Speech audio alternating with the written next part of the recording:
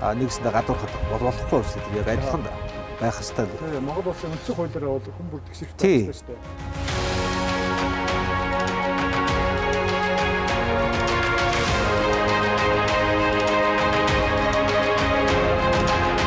Сарын сая төгрөгнөөс доошоо цалинтай бол нийгмийн даатгалын шимтгэлийнх нь 50% буцааж олгоно гэж танд тэр нөлөө өгөх үү? Та саяас доош цалинтай юу тасаа та? Би саяас дээш цалинтай. Саяас дээш цалинтай танд хүртээмж өгөх юм байна л да.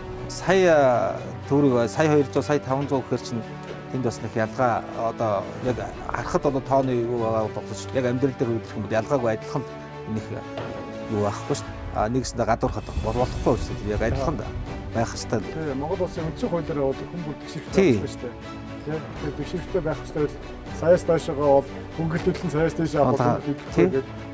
Би болохгүй. Тэр бол бас.